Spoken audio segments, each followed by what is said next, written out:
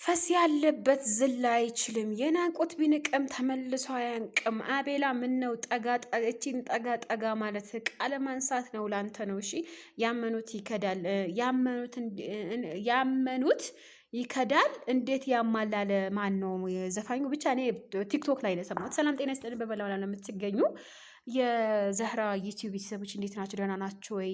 አለን። ወይኔ በጣም ነው የተናደድኩት ዛሬ። ወይኔ ልወርድባችሁ ነው የመጣሁት።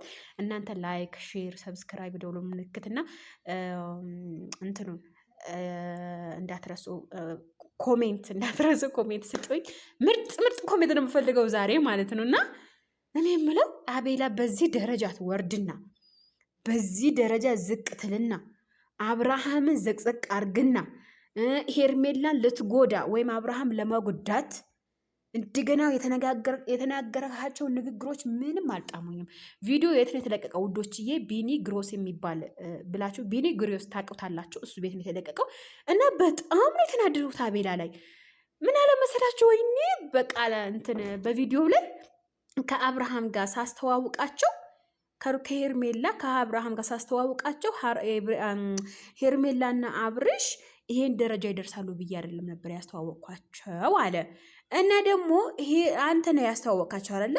ስለዛ መጀመሪያ ከሩታ ፍቅራቸው ሳይጨርሱ ትዳራቸው ሳይፈቱ ነው አንተ ነው መታ ያስተዋወቅካት አይደለ?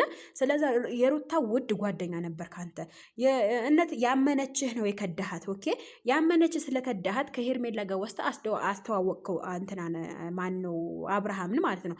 ስታስተዋወቀው ምን ደረጃ ይደርሳሉ ብለህ ነበር ያስተዋወቃቸው መጀመሪያ ላይ እንዴ? ምን አይነት አስተሳሰብ ነው? እኔ ያልገባኝ ነገር ይሄን ያክል አሁን ደግሞ ወደ ሩታና ወደ አብርሃም መመለስ የፈለግከውን ነገር አልገባኝም። ነገር ግን አንተ ወላሂ ሩታንም ከዳክ። ኦኬ መጀመሪያ ሩታን ከዳክ፣ ሁለተኛ ማን ከዳክ? ሄርሜላን ከዳክ። የሚገርምህ ነገር ሄርሜላ ለአንተ ብዙ ነገር ነበር የሆነችልክ። እውነት ብዙ ነገር ማለት ነው። እና የሰው ልጅ ለካ ፊቱን ነው እንጂ የሚታየው የውስጡ ጥቁረትን አይታይም የሚባለው አባባል አሁን ተረዳሁት ማለት ነው። እኔ ወላሂ ባለፈው እንደውም አቤል ከና አብርሃም ጋር አለመኖሩ በጣም ነበር የተሰማኝ ማለት ነው። ምክንያቱም አቤላ በጣም ለፍተዋል ሄርሜላና አብርሽ አንድ ላይ ለማድረግ ማለት ነው። በጣም ለፍተው ነበረ፣ በጣም ትግል አድርጎ ነበረ። በመሀልም ደግሞ እንደ አብርሃም ሆነ እየተባለ ነበረ ማለት ነው። ነገር ግን ውሸት። ምክንያቱም አቤላ ትክክለኛ አቤላ ነው ያለው ማለት ነው። እና በጣም የገረመኝ ነገር እዚህ ጋር ውዶችዬ የሰው ልጅ መውደቁን መነሳቱን አትዩ። ከወደቅክበት ትነሳለህ፣ ከተነሳህበት ደግሞ ትወድቃለህ መልሰህ ማለት ነው። አሁን ተነስቻለሁ ወይም እንትን ሆኛለሁ አይደለም። ጓደኝነት መሰለ ነገር የለም። እኔ ግን መጀመሪያ አንተ ሩታን ከተሃታል። አንተ እና አብርሽ እና ሩታ ሳይለያዩ በፊት በተጣሉበት ሰዓት ነው የሄርሜላ ሀምጥተ ያስተዋወቃት። አሁን ከሄርሜላ ጋር መሆን ሲገባ ወደ ሩታ ተመልሰ ሄርሜላን መክዳት ማለት ነው። ሁለቱም ከዳህ ማለት ነው። በዚህ ነገር ሁለቱም ከዳህ። በሁለቱም መሀል ታማኝ አይደለህም አንተ። ስለዛ እኔ ወላይ ቢኒ የተናገረው ነገር በጣም ትክክል ነው። እኔ እደግፈዋለሁ ለቢኒ። ምክንያቱም ከአሁን በኋላ ይቅርታ ጠይቋል። ኦኬ አቤላ ለሩታ ይቅርታ ጠይቋታል።